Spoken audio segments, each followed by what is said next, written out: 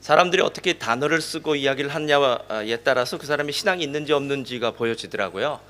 예를 들어서 어떤 사람이 나는 주일을 잘 지켰다라고 얘기할 수도 있고요. 또 어떤 사람은 나는 일요일 잘 보냈다 이렇게 얘기합니다. 그래서 일요일이라는 사람은 교회물이 덜 들어간 사람입니다.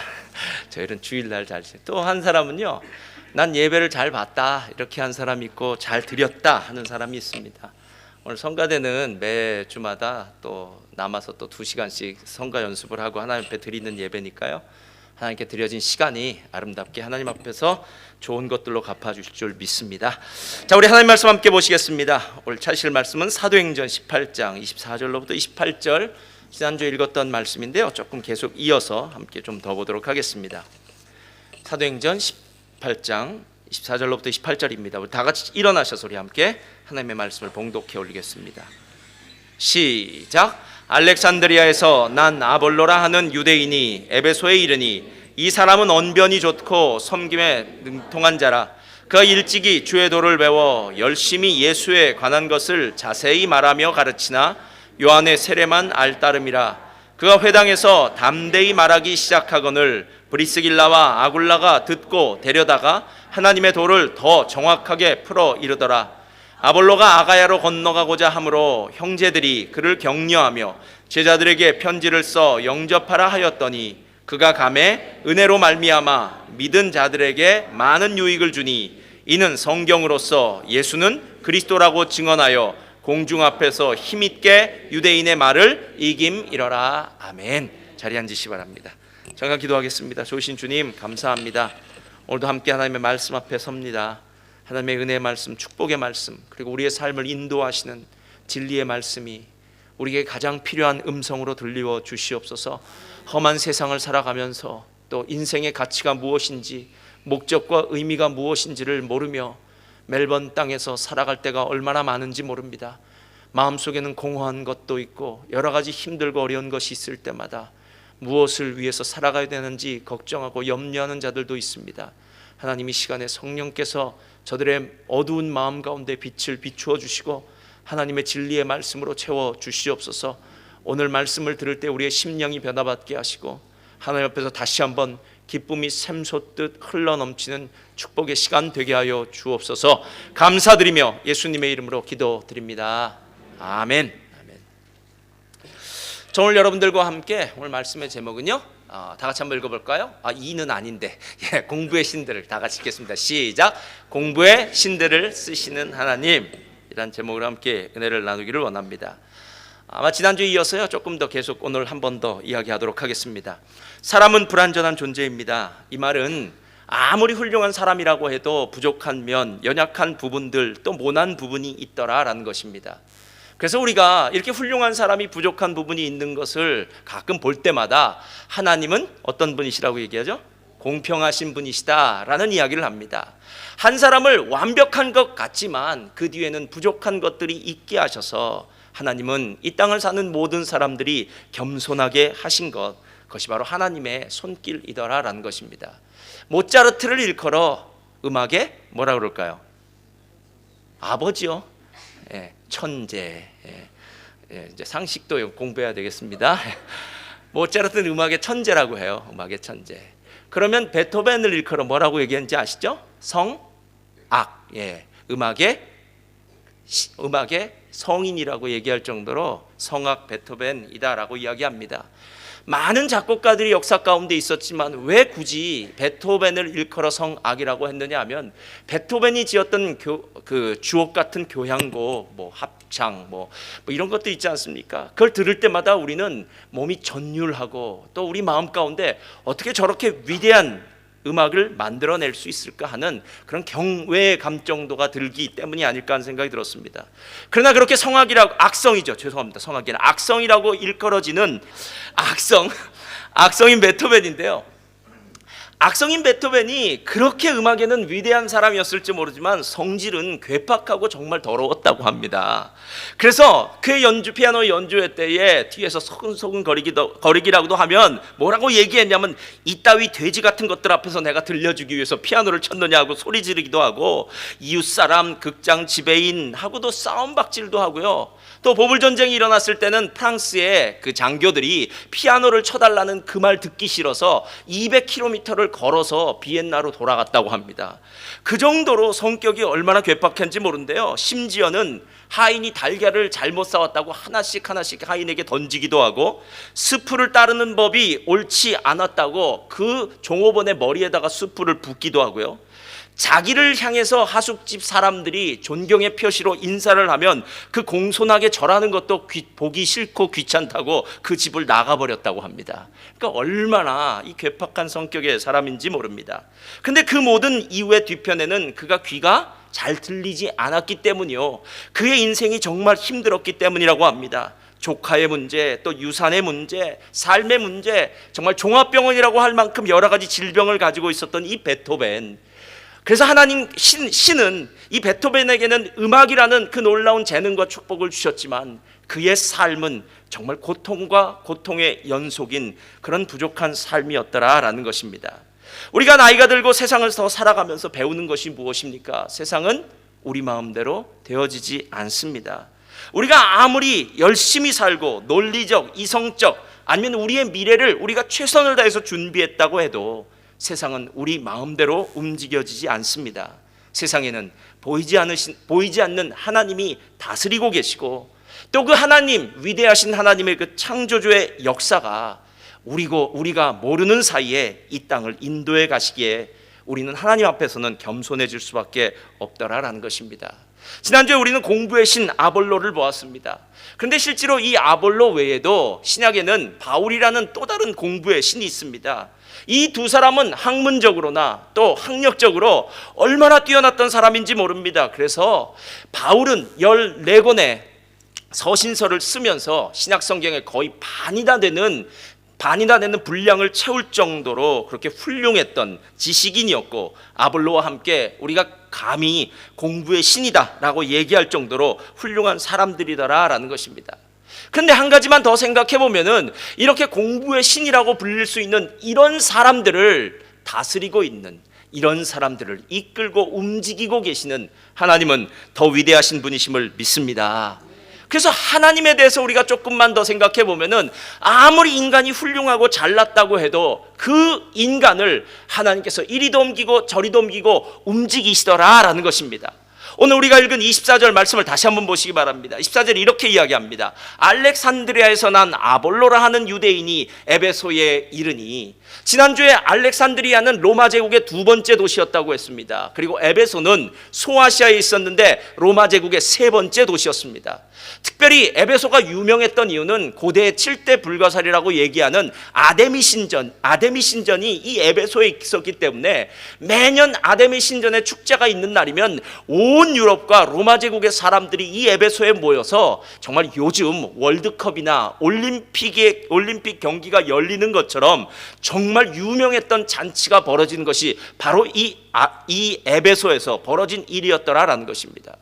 여러분, 그렇다면 오늘 이 아볼로는 자기가 태어난 곳 알렉산드리아에서 에베소로 자기 마음대로 길을 옮기고 이민을 가고 움직였던 것 같지만 실은 그 뒤엔 하나님의 손길이 있지 않았겠느냐라는 거예요. 우리가 이민을 왔습니다. 저는 아르헨티나로 이민을 가기도 하고요. 또 이제 다시 멜번으로 오기도 했습니다. 저는 예전에 진짜 멜번에 오리라고 꿈에도 생각을 못했습니다. 그런데 꿈은 이루어진다. 짝짝짝짝짝 이거예요. 꿈에도 생각을 못했는데 여기 와서 이렇게 여러분과 함께 목회 생활을 하고 있는 걸 보면서 하나님의 손길이 정말 대단하시다 하는 생각이 들더라라는 것입니다. 알렉산드리아에서 태어난 사람이 어떻게 에베소에서 일을 하겠습니까? 또 어떻게 에베소에서 사역을 감당하다가 브리스길라와 아굴라라는 사람을 또 만날 수 있었겠습니까? 이 모든 일의 뒤편에는 하나님께서 보이지는 않지만 그의 삶을 인도하심이 있었더라라는 것이에요.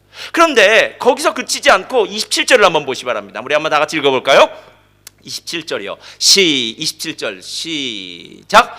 아볼로가 아가야로 건너가고자 하므로 형제들이 그를 격려하여 제자들에게 편지를 써 영접하라 하였더니 그가 감에 은혜로 말미암아 믿은 자들에게 많은 유익을 주니. 자, 이제 에베소에서 잘 사역을 하고 성령 충만 받고 하나님의 더 깊은 진리, 깊은 도를 배웠던 아볼로는 에베소에서 계속 사역을 하는 것이 아니라 이제 아가야 지역, 그 고린도가 있는 지역으로 바뀌어지더라라는 것입니다. 여러분, 이렇게 한 사람이 옮겨지는 이 과정이 자기가 원해서 옮기는 것 같았지만 실은 하나님의 은혜의 손길이 그를 옮겨가더라라는 것이에요. 그러면 그가 에베소에서 고린도에 가서 무엇을 했습니까? 오늘 27절 중반에 보니까 이렇게 이야기합니다. 그가 감에 은혜로 말미암아 믿은 자들에게 많은 유익을 주니. 그가 새로운 사람들을 전도한 것이 아니라 믿은 자들, 이미 신자들이라고 성도들이라고 말하는 그 고린도의 사람들에게 많은 은혜를 끼쳤다라고 얘기합니다. 고린도전서 3장을 보면은 바울이 아볼로에 대해서 하는 이야기가 나옵니다. 고린도전서 3장 5절에 이렇게 얘기하는데요. 그런즉 아볼로는 무엇이며 바울은 무엇이냐? 그들은 주께서 각각 주신 대로 너희로 하여금 믿게 한 사역자들이니라. 나는 심었고 아볼로는 무엇했죠? 물을 주었으되 오직 하나님께서 자라나게 하셨나니 그런즉 심는 이나 물 주는 이는 아무것도 아니로되 오직 자라게 하신 이는 하나님뿐이니라.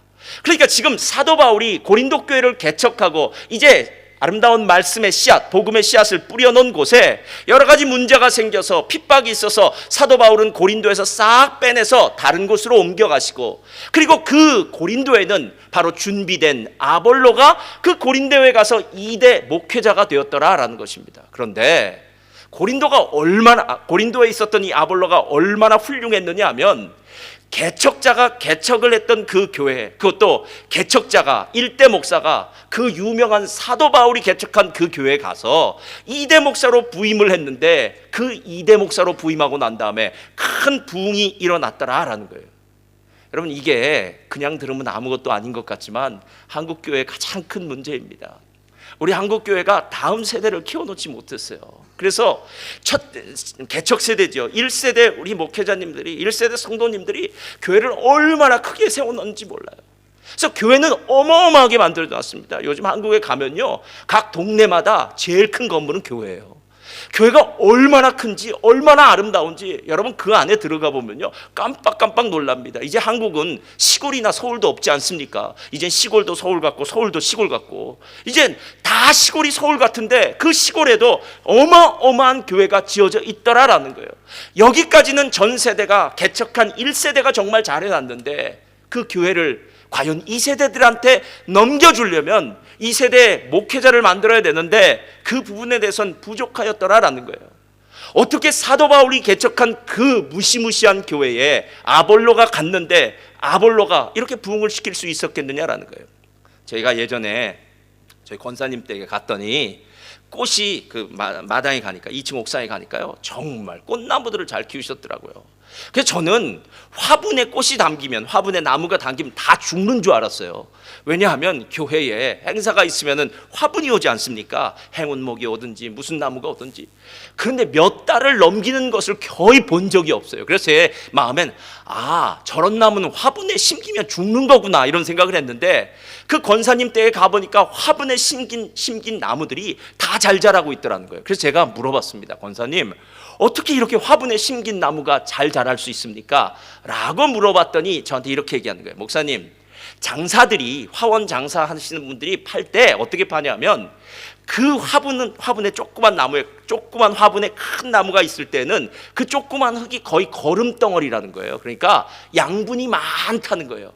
그런데 그 큰 나무가 자라나기 위해서는, 생명을 유지하기 위해서는 양분을 쫙쫙쫙 빨아들일 거 아닙니까? 그러니까 금방 그 흙이 양분이 다 없어져 버린다는 거예요. 그래서 화분에 심은 그 나무는 계속 양분을 주고 계속 가꾸면은 이렇게 잘 자랄 수 있습니다 라고 저에게 이야기해 주시더라고요. 맞습니다, 여러분.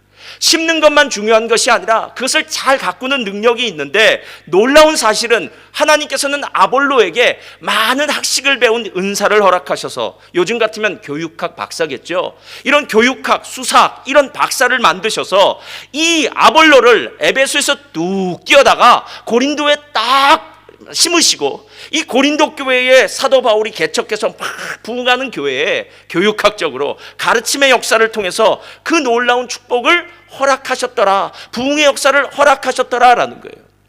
여러분, 바둑을 두시는 분들은 이 얘기를 합니다. 바둑은 집싸움이에요, 집싸움. 그런데 뭐가 죽으면 안 되냐면 대마가 죽으면 큰일입니다. 대마. 예. 대마라 아시나요? 예. 대마가 죽으면 안 되는 거예요. 큰 집을 짓기 위해서 작은 싸움도 하지만 큰 바둑판에서 큰 것을 보고해야 됩니다. 축구 같은 경기를 볼 때에도요, 또 목회를 할 때에도 아니면 사업을 할 때도 마찬가지입니다.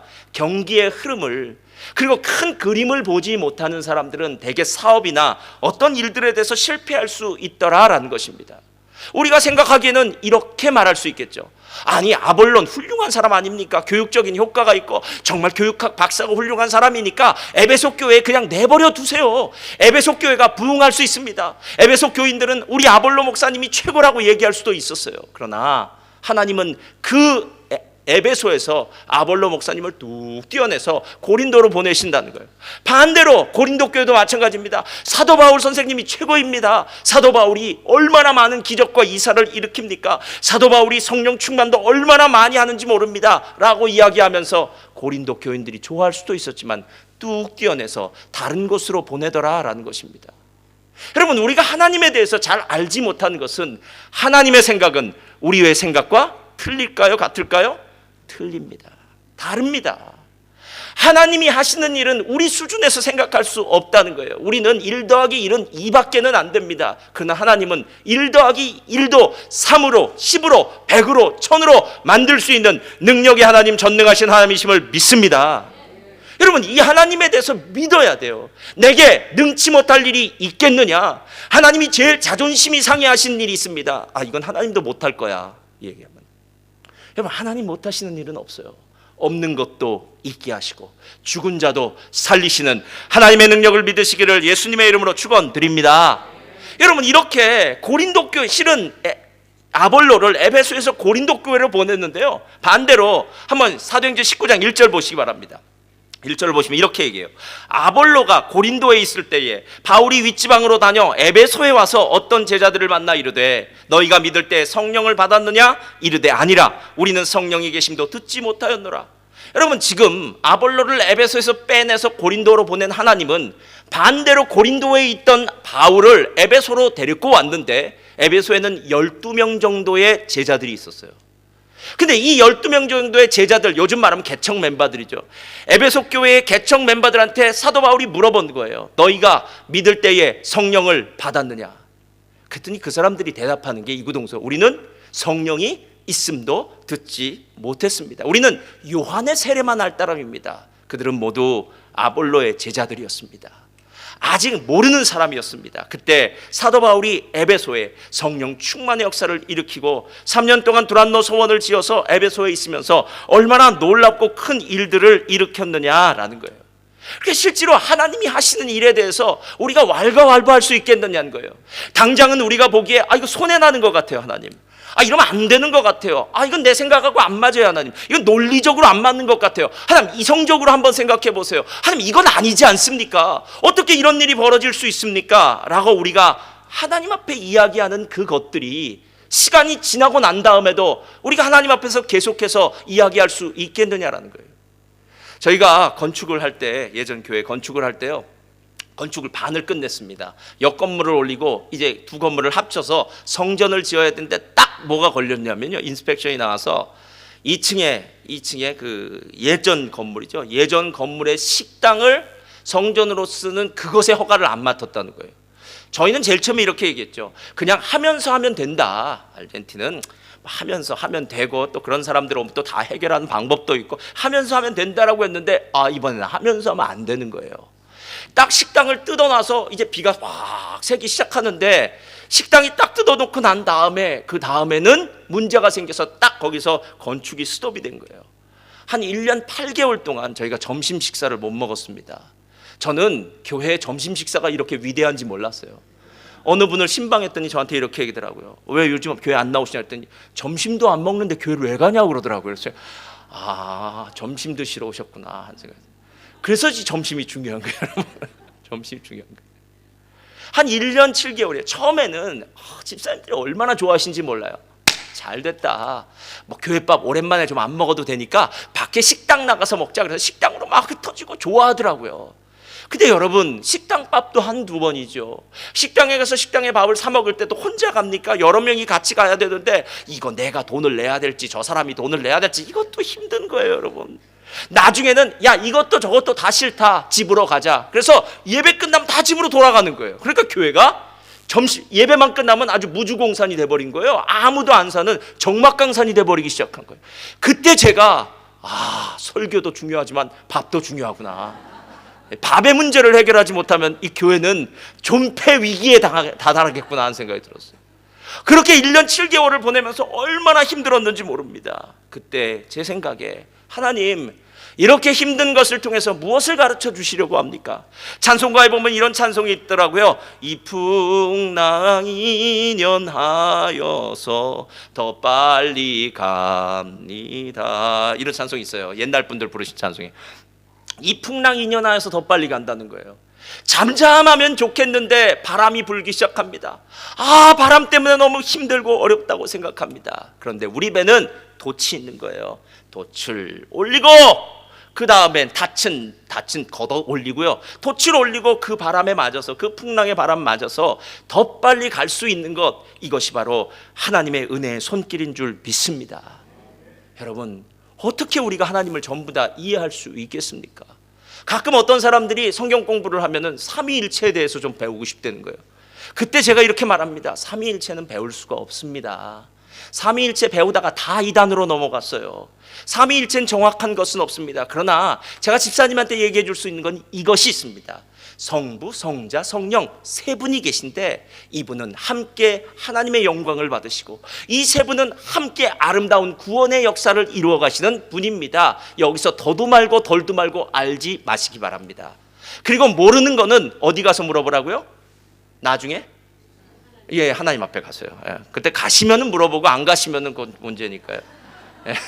가시면 물어보시길 바랍니다. 그건 그때 가서 물어보세요. 왜? 지금은 거울을 보는 것처럼 희미하게 보인다고 얘기하지 않습니까? 그때는 얼굴과 얼굴을 대면하는 것처럼 하나님의 그 지식이, 하나님의 그 깊은 통찰력이 우리 안에 다 깨달아지는 때가 오게 되는 줄 믿습니다.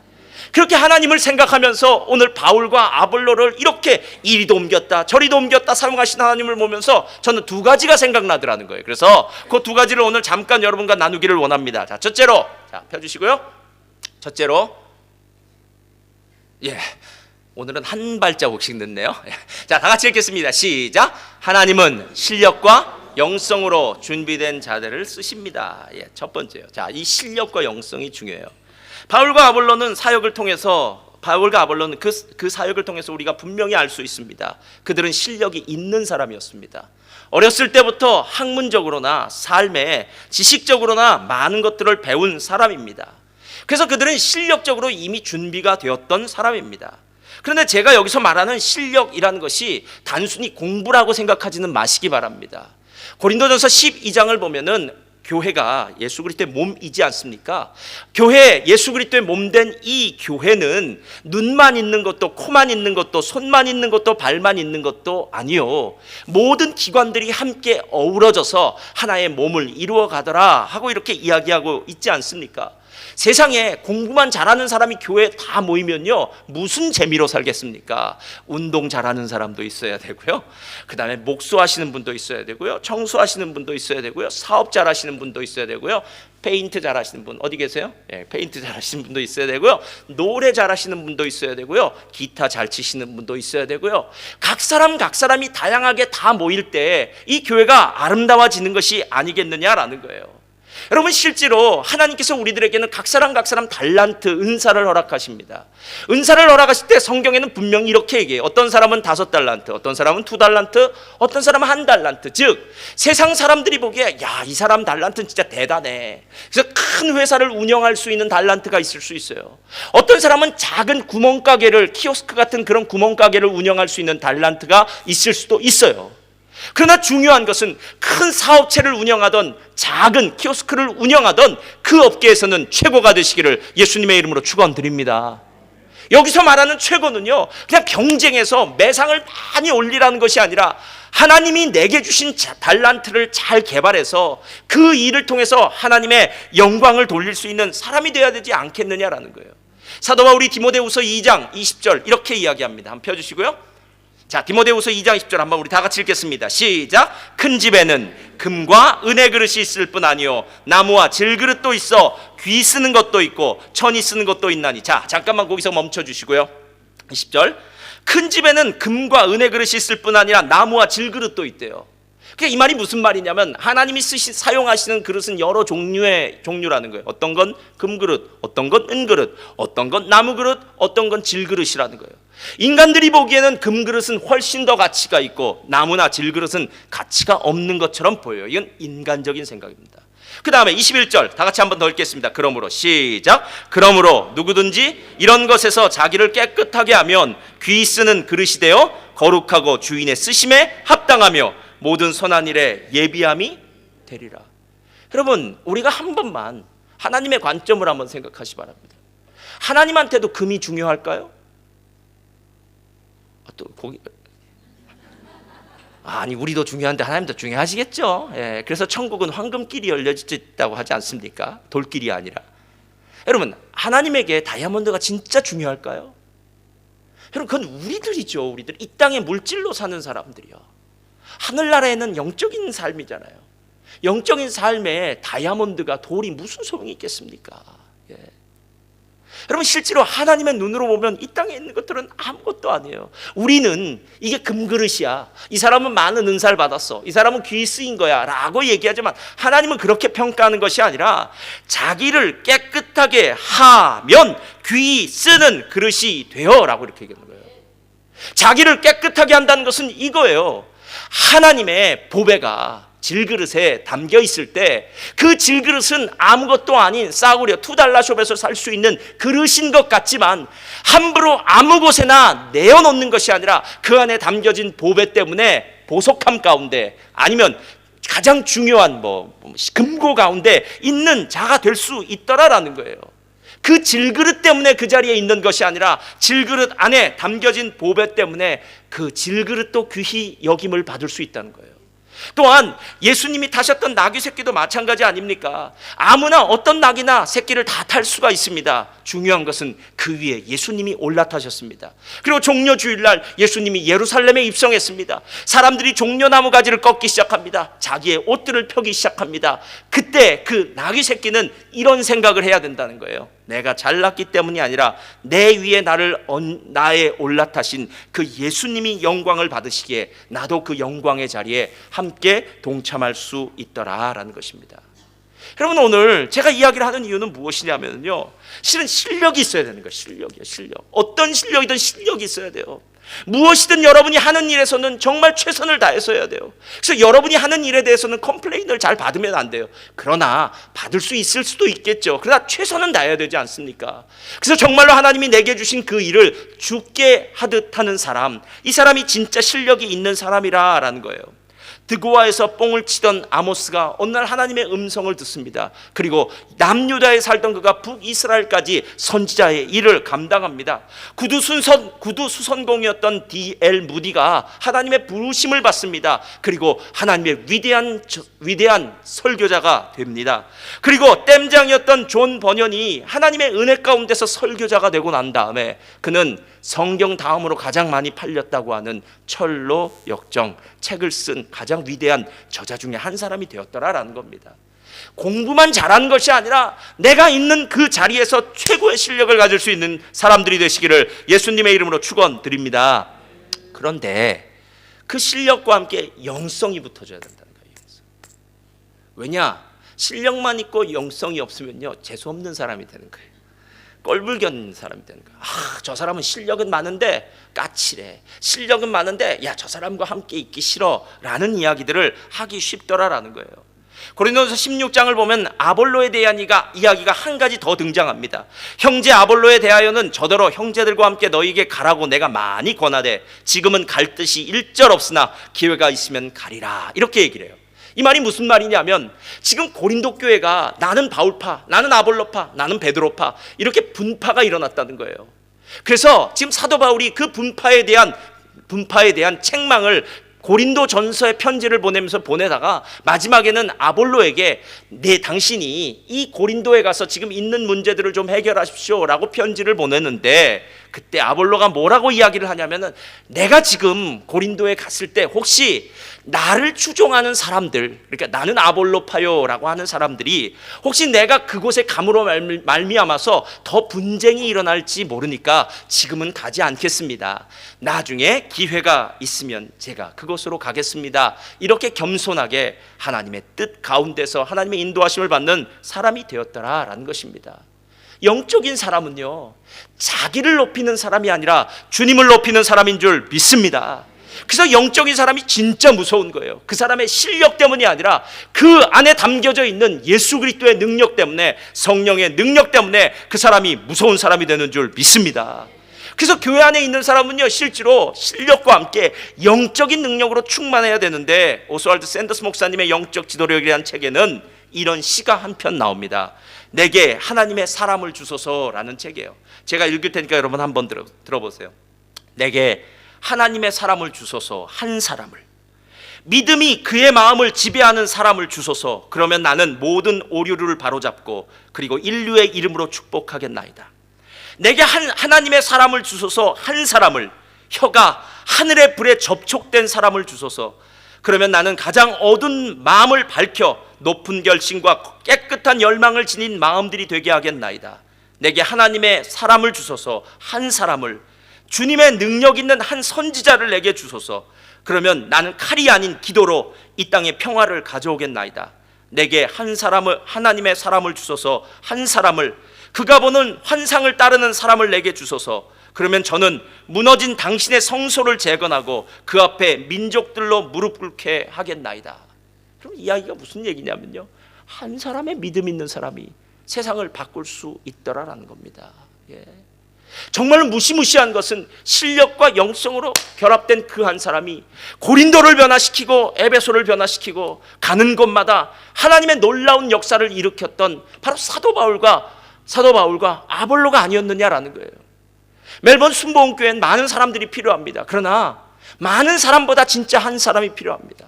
그 한 사람이 성령의 사람이 되었을 때, 그 한 사람이 자기가 하는 모든 일에 실력 있는 자가 되었을 때, 그때 바로 그 한 사람을 통해서 멜번 순복음교회가 놀라운 변화의 역사가 있을 것임을 예수님의 이름으로 축원드립니다. 여러분, 바로 멜번 순복음교회는 그 한 사람이 필요한 교회더라라는 것이에요. 두 번째, 자, 한번 다 같이 읽어볼까요? 둘째로, 자, 다 같이 읽겠습니다. 시작. 하나님은 당신의 뜻에, 자, 바울과 아볼로 두 사람이 다 실력 있고 영성이 있지만 오늘 더 중요한 한 가지 사실은요, 그들이 하나님의 손에 이끌려서 하나님의 인도하심을 받고 순종하는 자들이었다라는 것입니다. 즉 성령의 인도하심, 하나님의 인도하심에 민감한 자들이었습니다. 제가 왜 하나님의 인도하심에 민감한 자들, 하나님 앞에 순종하는 자들이라고 이야기하냐면, 많은 사람들이 자기의 실력을 믿고 아니면 자기의 영적인 교만으로 말미암아 하나님의 인도하심을 잘 못 받을 때가 많이 있기 때문입니다.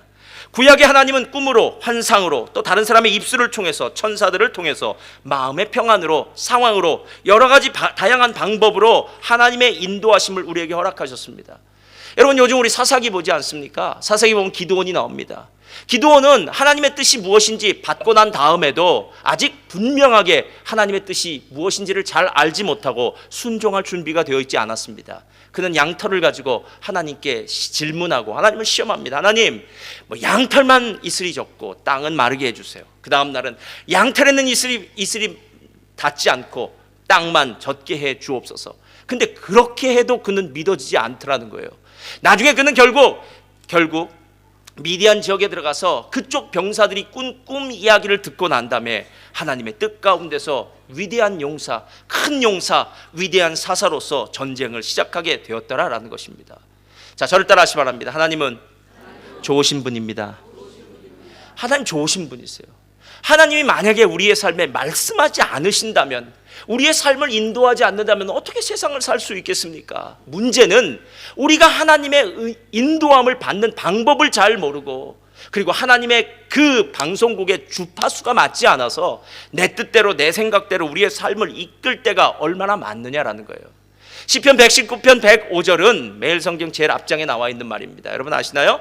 주의 말씀은 내 발의 등이요 내 길의 빛이니이다. 마치 우리 인생이 깜깜한 흑암 가운데로 걸어가고 있을 때 주님의 말씀이 빛을 비추어 주시는 겁니다. 그럼 우리는 한 발자국을 뗄 수 있는 거예요. 그리고 또 빛을 비추어 주시면 그 다음 발자국을 떼어줄 수 있는 것. 결국 하나님의 말씀이 내 삶에 있어야만 하나님의 온전한 인도하심을 받을 수 있지 않겠느냐라는 거예요. 그런 의미에서 본다면 바울과 아볼로는 하나님의 말씀의 인도하심을 잘 받은 사람이 되었더라라는 것입니다. 여러분 하나님이 우리를 인도하실 때 우리의 지, 정, 의를 세 가지를 다 사용하세요. 그래서 하나님의 인도하심을 받을 때마다 저는 마태복음 2장 말씀을 언제나 저희의 하나님의 인도하심을 받는 텍스트로 보고 있어요. 마태복음 2장의 말씀은 동방박사들이 나오는 이야기입니다. 자, 동방박사들이 페르시아 사람들입니다. 점성술사들이었을 겁니다. 별들을 보고 운을 따지던가 별들을 보고 점을 보던 사람들이었어요. 우리는 동방박사라고 이야기합니다. 페르시아의 그 사람들이 어느 날 하늘을 보았더니 큰 별이 나타났는데 이 별은 무시무시한 별입니다. 이건 정말 온 세상을 다스릴 왕이 태어날 때에 나타나는 그 별이 하나 뚝 나온 거예요. 여러분 이런 것을 일컬어 우리가 자연계시, 일반계시라고 하는 거예요. 하나님이 그들에게 자연을 통해서 계시하신 거예요. 그 동방박사들이 그 별을 보고 난 다음에 어떻게 합니까? 별을 따라서 오기 시작하죠. 어디까지 왔느냐? 이스라엘까지 오기 시작한 거예요. 아, 이 유대 땅에 큰 왕이 난다는 이야기구나. 첫 번째는 일반 계시, 자연 계시를 받고 유대 땅까지 오고 난 다음에 그 다음에 그들은 상식적으로 생각합니다. 왕이 태어나려면 어디에서 태어나야 되죠? 당연히 1번 베들레헴, 2번 왕궁. 왕궁, 예, 맞습니다. 예. 이렇게 얘기하 꼭 또 따라하세요. 자, 왕궁이다. 아, 왕이 태어나려면 당연히 상식적으로 왕궁에 가야지. 그래서 이 동방박사 세 사람은 헤롯이 있는 왕궁에 떡 가서 여기 혹시 왕비님이 아들을 출산하지 않았습니까? 온 세상을 다스리는 메시아가 이곳에서 태어났다는 별을 보고 우리가 여기까지 왔습니다. 헤롯이 깜짝 놀랐죠. 누구를 부릅니까? 서기관을 부르죠. 이게 무슨 일이냐? 그때 서기관이 메시아가 오실 때는 미가서 5장의 말씀을 통해서 예루살렘이 아니라 어디라고 가르쳐 준 거예요?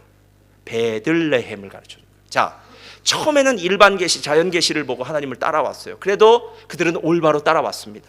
두 번째, 그들은 상식을 사용했어요. 그래서 왕이 태어나려면 왕궁으로 가야 돼라고 생각했어요. 세 번째, 왕궁에 갔더니 하나님의 서기관, 말씀을 아는 서기관들이 가르쳐 주는 겁니다. 이걸 우리가 특별 계시라고 하는 거예요. 성경의 말씀이요. 성경의 말씀은 훨씬 정확하지 않습니까? 베들레헴 에브라다야, 너는 다른 고을들보다 작지 아니하냐. 베들레헴 에브라다에서 다윗의 후손 메시아가 태어날 것입니다. 분명한 것을 가르쳐 줍니다. 그들은 어떻게 합니까? 맞습니다. 베들레헴 가면 되겠습니다. 왕궁을 나가서 베들레헴을 가고 있는데 그때 뭐가 나타날까요? 뭐가 나타날까요? 별이 또 나타나는 거예요. 별이 또 나타나서 그 별을 따라서 갔더니 그 별이 비추는 집이 바로 예수님, 아기 예수가 태어난 집이었더라. 이건 다시 일반 계시죠. 여러분, 한 사람의 삶을 하나님이 인도하시기 위해서 얼마나 다양한 것들을 사용하시냐는 거예요. 그래서 제가 신학을 하거나 하나님의 일을 하려고 한 사람들에게 부탁하는 게 있어요. 제발 부모님이 소원했다고 그냥 가지 마라. 1번. 두 번째, 한 번 은혜 받았다고 가지 마라. 그러다 인생 망친다. 세 번째, 분명하게 하나님께서 이 길이라고 말씀하실 때까지는 가지 마라. 왜? 신학이라는 것, 목회라는 것이 그렇게 단순한 일이 아니다. 많은 사람의 영적인 것들을 책임져야 될 사람이기 때문에 아무나 그 길을 갔다가 많은 사람을 영적으로 잘못된 구렁텅이로 이끌 수 있지 않겠느냐. 그렇기 때문에 하나님의 분명한 사명, 소명을 받고 난 다음에 가도 늦지 않다라고 이렇게 얘기하는 거예요. 여러분, 오늘 성경이 하는 말이 무엇입니까? 하나님은 우리를 인도하십니다. 우리가 영적으로 민감해야 된다는 것은 무엇이냐면 하나님이 나의 지적인 것, 감정적인 것, 의지적인 것, 그리고 영적인 것, 이 모든 것들을 사용하셔서 나를 인도하신다는 거예요. 그래서 어디를 가야 되겠습니까? 무엇을 해야 되겠습니까? 이 사업장을 옮겨야 될까요? 주님, 저에게 좋은 종업원을 보내주시옵소서. 근데 종업원이 온 거예요. 근데 이 종업원이 진짜 종업원인지 가짜 종업원인지 어떻게 압니까? 기도를 해봐야죠. 그래서 기도를 해봤더니 하나님 오늘 보내주시는 종업원은 좋은 종업원이다. 그렇다면 내가 이런 질문을 해야 되겠구나 해서 어떤 질문을 했더니 하나님의 말씀대로 딱 맞았더라. 여러분, 이런 구체적인 하나님의 음성, 하나님의 인도하심을 잘 받는 사람, 즉 하나님의 말씀 따라서 움직여질 수 있는 순종하는 사람, 이 사람을 바로 하나님이 사용하시더라라는 것입니다. 바울과 아볼로는 훌륭한 사람 아니었습니까? 요즘 같았으면 이럴 수도 있을 거예요. 나는 이 정도 훌륭하니까 내가 원하는 곳에서 사역할래. 그러니까 나는 이곳 말고 저쪽에 가고 싶어. 나는 여긴 아니야. 나는 저기 가서 다른 사람들과 있으면 더 좋은 곳에서 일할 수 있겠어. 그러나 여러분, 바울과 아볼로는 자기가 원하는 곳에 간 것이 아니라 하나님의 인도하심을 받고 하나님이 원하는 곳을 가게 되었더라라는 것입니다. 여러분, 왜 우리의 인생에 대해서 고민하십니까? 염려하십니까? 걱정하십니까? 하나님이 나와 함께 하신다는 사실을 믿고 하나님께 나의 주권을 맡기셔야 됩니다. 하나님의 인도하심이 훨씬 더 정확합니다. 하나님이 이끌어 주시면 내 삶에는 실패 끝, 하나님의 승리가 시작될 줄 믿습니다.